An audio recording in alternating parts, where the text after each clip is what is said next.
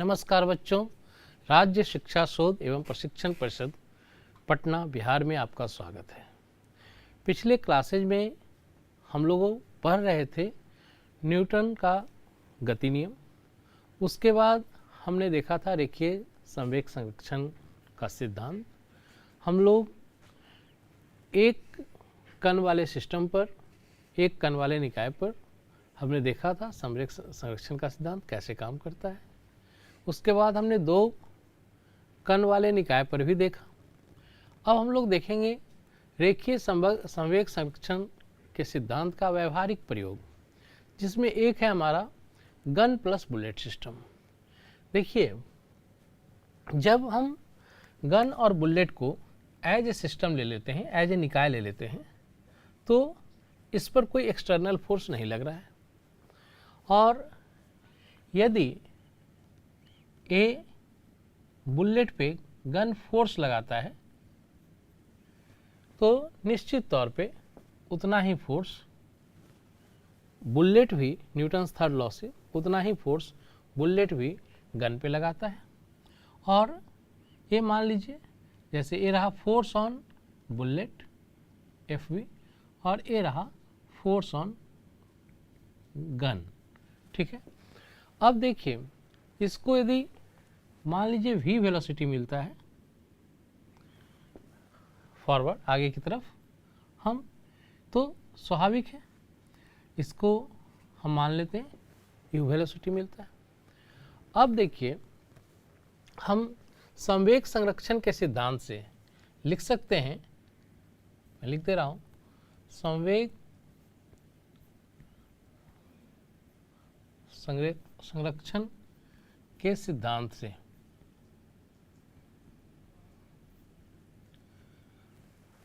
हम लिख सकते हैं initial momentum equal to final momentum, means P initial equal to P final. हमने पी से लिनियर मोमेंटम को दिखाया। तो अब देखिए, जब हमारा gun plus bullet system before firing हमारा इसका मोमेंटम क्या था, 0। आफ्टर फायरिंग यदि बुलेट को हमने वेलोसिटी भी दिया, इसका मास हम स्मॉल m ले लेते हैं और गन का मास हम कैपिटल M ले लेते हैं, तो बुलेट का linear momentum m into V plus gun का linear momentum m into U, ये होना चाहिए। अब देखिए, इसको हमने क्या किया है, initial momentum equal to final momentum. अब देखिए, यहाँ से हम लिख सकते हैं u equal to minus M by M into we.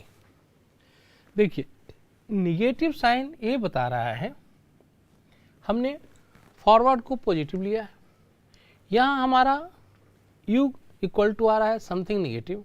Negative sign ये बता रहा है कि हमारा जो बंदूक है वो पीछे की तरफ मोशन करेगा, पीछे की तरफ ये जर्क देगा, और इसको हम लोग कहते हैं रिक्वायल वेलोसिटी, इसको कहते हैं रिक्वायल वेलोसिटी, ठीक है। और इस तरह से यदि बुलेट आगे की तरफ जाएगा तो हमारा गन पीछे की तरफ मोशन करेगा। लेकिन अब है क्या, चूंकि गन का मास काफ़ी ज़्यादा होता है बुलेट के रिस्पेक्ट में, इसलिए इस u का वैल्यू काफ़ी कम होगा और उस जर्क को हम अपने हाथों से बर्दाश्त कर लेते हैं, ठीक है। तो ये है हमारा गन प्लस बुलेट सिस्टम। अब हम ये देखते हैं कि रेखीय संवेग संरक्षण के सिद्धांत से हम न्यूटन्स थर्ड लॉ का कैसे ड्राइव कर सकते हैं, कैसे हम न्यूटन्स थर्ड लॉ को ला सकते हैं। अब हम लोग देखने जा रहे हैं संवेग संरक्षण के सिद्धांत से न्यूटन के तीसरे गति का निगमन। पिछले क्लास में भी मैंने इस चीज़ को देखा था कि देखिए कैसे संवेग संरक्षण का सिद्धांत न्यूटन के थर्ड गति नियम से ड्राइव हुआ है, मैंने पिछले क्लासेज में दिखाया है। अब हम संवेग संरक्षण के सिद्धांत से न्यूटन के थर्ड गति नियम को हम लोग ड्राइव कर रहे हैं।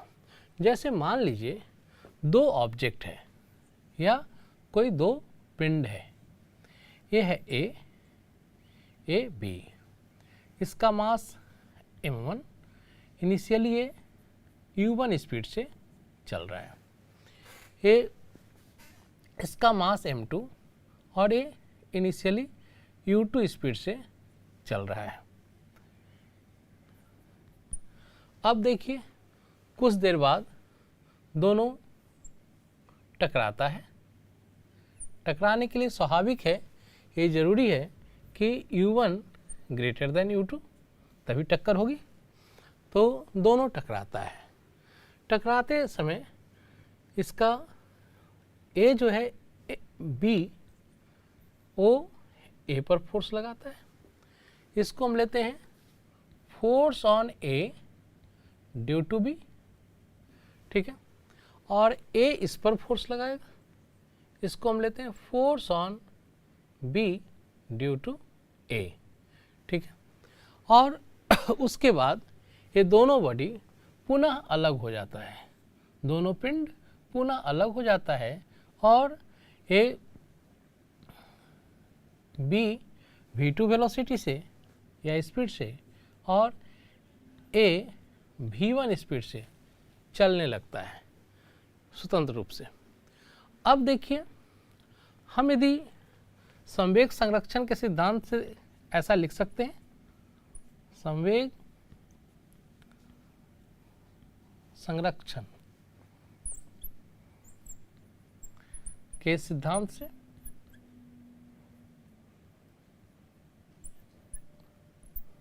हम लिख सकते हैं, फिर वही इनिशियल मोमेंटम और फाइनल मोमेंटम इक्वल होना चाहिए, क्योंकि कोई एक्सटर्नल फोर्सेज यहाँ एक्ट नहीं कर रहा है, कोई भी बाहरी बल नहीं लग रहा है। तो इनिशियल मोमेंटम क्या होगा बच्चे, देखिए ये हो जाएगा m1 u1 plus m2 u2।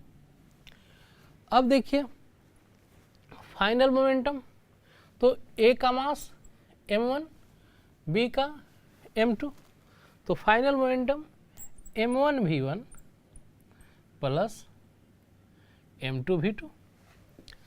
हम इन दोनों टर्म को उस साइड ले जा सकते हैं, मैं ले जाता हूँ। देखिए इसको हम ऐसा लिख सकते हैं, 0 इक्वल टू, देखो इस साइड में लाया तो m1 into v1 minus u1, और इसको इस साइड लाया तो m2 into v2 minus u2। चलिए अब देखिए मैं ऐसा मान लेता हूँ कि a जो है जब दोनों टक्कर हो रहा था उस समय डेल्टा टी टाइम लेता है।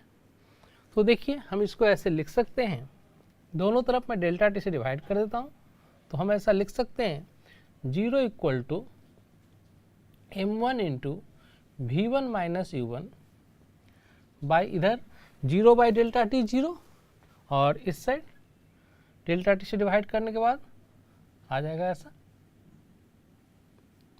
By delta T.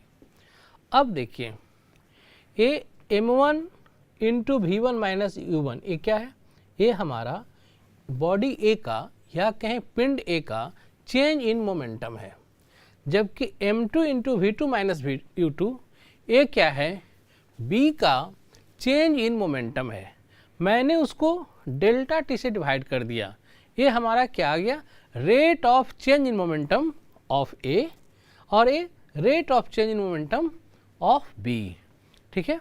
अब देखिए बच्चे इसको हम ऐसा लिख सकते हैं 0 इक्वल टू डेल्टा P1, या A के लिए A सिंबल यूज कर लेते हैं, delta PA by delta T plus delta PB by delta T। इसको देखो हम ऐसा लिख सकते हैं delta PA by delta T equal to minus delta PB by delta T।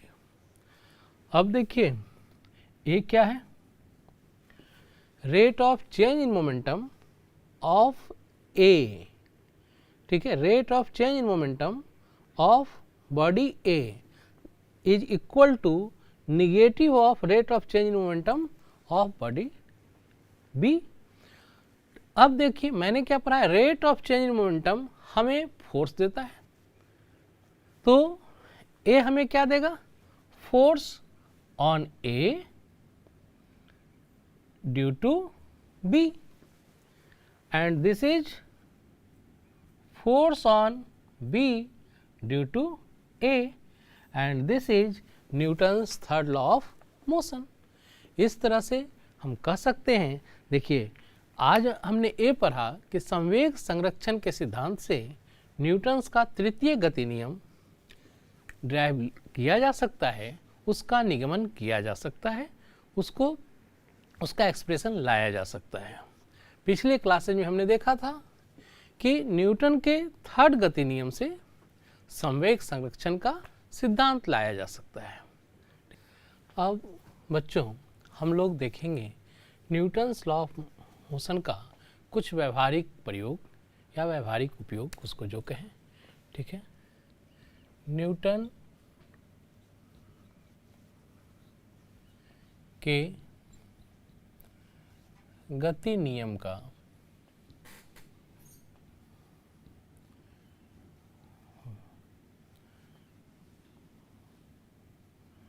व्यवहारिक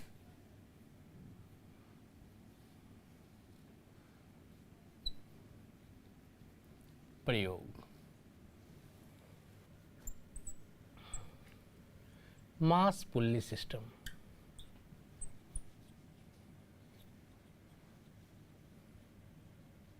इसको हम लोग द्रव्यमान पुल्ली निकाय कह सकते हैं। देखो ये कोई पुल्ली है, इसमें दो मास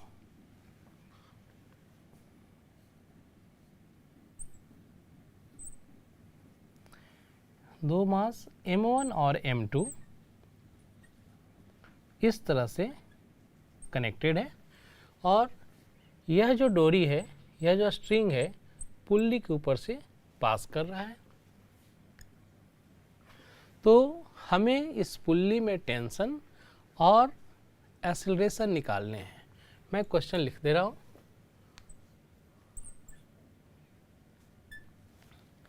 यदि दो द्रव्यमान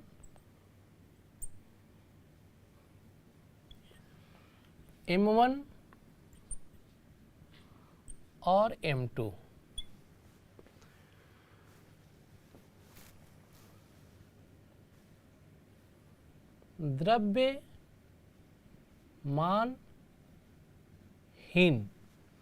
द्रव्यमानहीन अवितान्य, इसको कहते हैं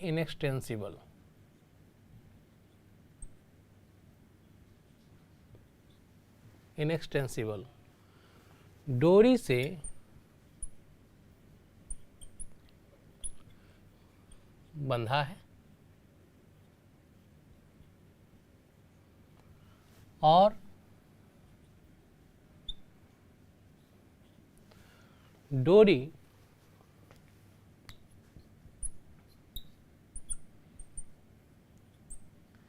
द्रव्यमानहीन, लाइट पुल्ली है, द्रव्यमानहीन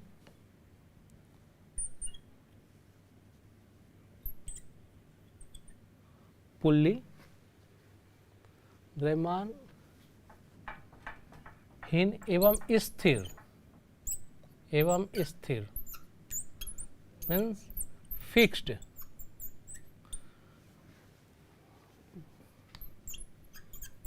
पुल्ली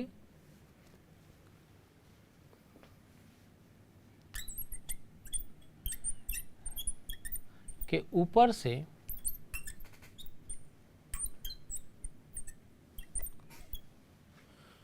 गुजर रहा है,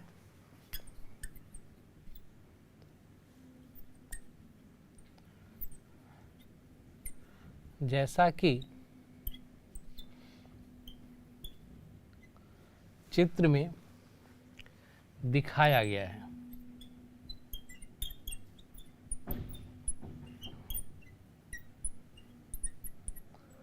दिखाया गया है।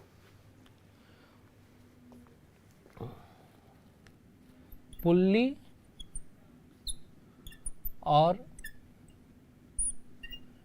डोरी के बीच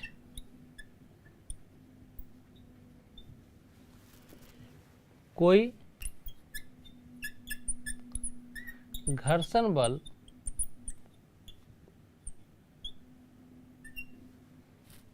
नहीं लग रहा है,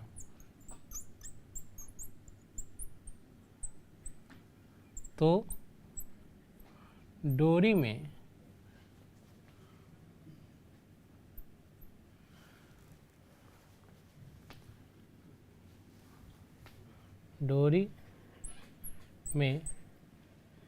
खिंचाव का बल,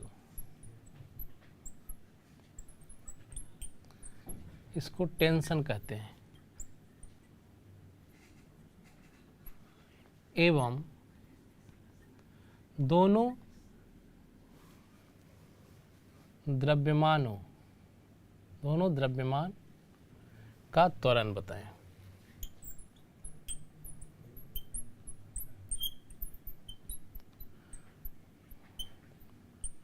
अब देखिए, जैसे दो मास है, इस तरह से किसी मासलेस द्रव्यमानहीन अवितान्य इनएक्सटेंसिबल स्ट्रिंग से बंधा हुआ है।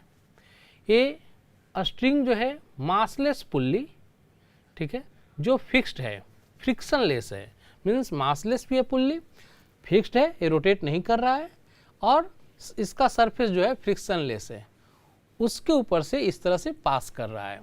तो हमें इस स्ट्रिंग में, इस डोरी में और इन दोनों मास का त्वरण हमें निकालने हैं, और इस डोरी में कितना खिंचाव का बल होगा, जिसको कि टेंशन कहते हैं, वो हमें निकालना है। तो सबसे पहले देखा जाए, हम सारे फोर्सेज, सारे बल जो लग रहे हैं उसे हम दिखाते हैं।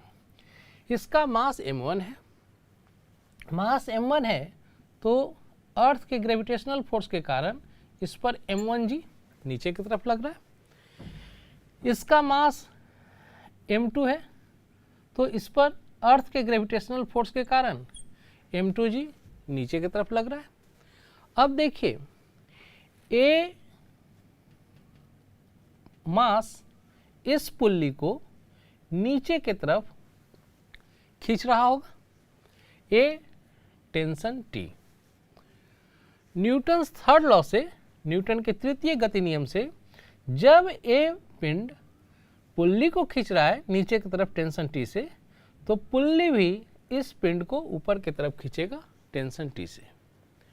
अब देखिए, इधर ए पिंड भी इसको टेंशन T से खींचेगा।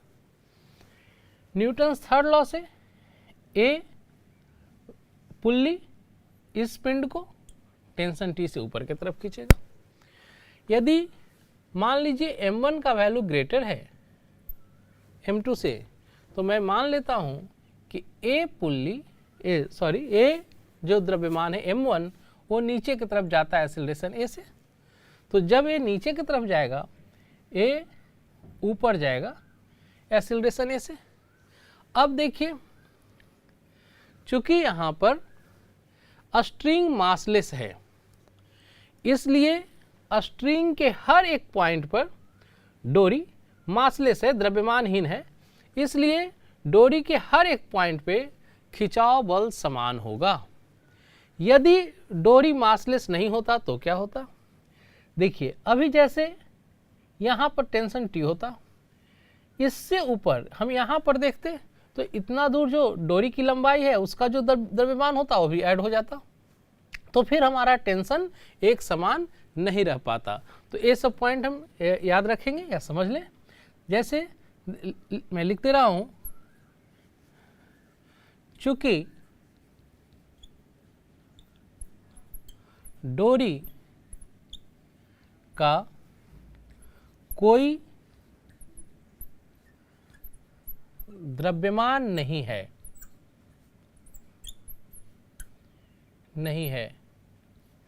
अतः डोरी के हर एक बिंदु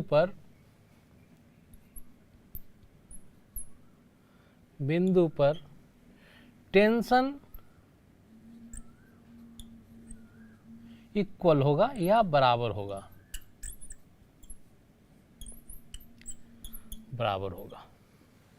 ठीक है। अब देखिए, चूंकि हमारा डोरी जो है इनएक्सटेंसिबल है, स्ट्रिंग इनएक्सटेंसिबल है, मीन्स अवितान्य है, ये खींचा नहीं जा सकता है, खींचने पे इसकी लंबाई नहीं बढ़ सकती है।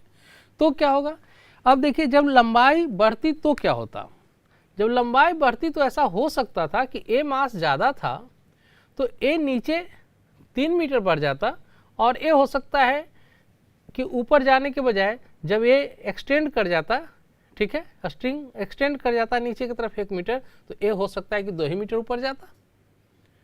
तो चूंकि हमारा स्ट्रिंग इनएक्सटेंसिबल है, डोरी इनएक्सटेंसिबल है, अवितान्य है, उसे उसकी लंबाई नहीं बढ़ रही है, इसलिए यदि ये x डिस्टेंस से नीचे आएगा तो ये x डिस्टेंस से ऊपर जाएगा, और इस तरह जो त्वरण इसका होगा वही त्वरण इसका होगा, जो त्वरण m1 का होगा वही त्वरण m2 का होगा। तो इसको भी लिख लें, चूंकि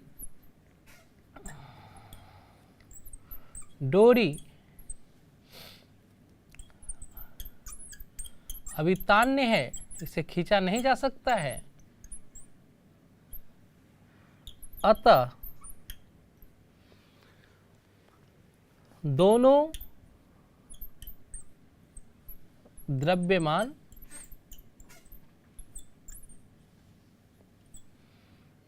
का त्वरण एक समान होगा।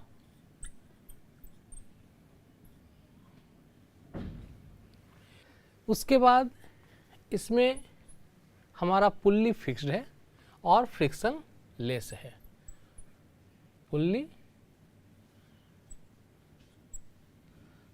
द्रव्यमानहीन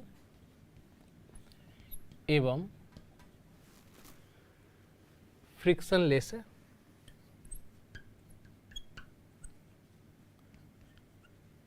फ्रिक्शन लेस है। यह फिक्स्ड है, स्थिर है। तो जब ए स्थिर है पुल्ली, तो स्वाभाविक है कि इस पर स्ट्रिंग जो है, डोरी जो है वो स्लाइड करेगा, डोरी इस पर स्लिप करेगा, ठीक है। स्थिर है, इसलिए डोरी पुल्ली पर स्लिप करेगा या फिसलेगा,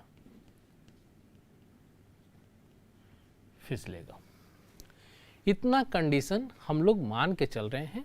हमें आइडियल केस पढ़ने हैं। अब देखिए, इसको सॉल्व करने के लिए सबसे पहले हम सारे फोर्सेज को हमने दिखा दिया है। अब सब पर अलग अलग हम फोर्स देखते हैं। जैसे फॉर m1 द्रव्यमान के लिए यदि हम देखें तो देखिए, तो किसी पिंड पे इस तरह से अलग अलग उस पर लगने वाले फोर्सेज या बल को दिखाना फ्री बॉडी डायग्राम, शॉर्ट में इसको हम लोग कहते हैं FBD, ठीक है, फ्री बॉडी डायग्राम कहते हैं। अब देखिए, ये नीचे की ओर जा रहा है एक्सीलरेशन ए से। हम इसका इक्वेशन लिखते हैं न्यूटन के द्वितीय गति नियम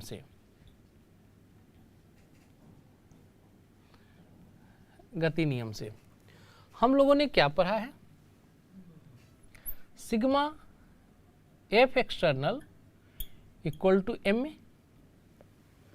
तो देखिए, हम यहाँ पर मोशन के डायरेक्शन को, जिस डायरेक्शन में गति हो रहा है, यह m1 मास नीचे की तरफ जा रहा है, तो यहाँ पर गति नीचे की तरफ है, तो मोशन के डायरेक्शन को पॉजिटिव लेते हैं।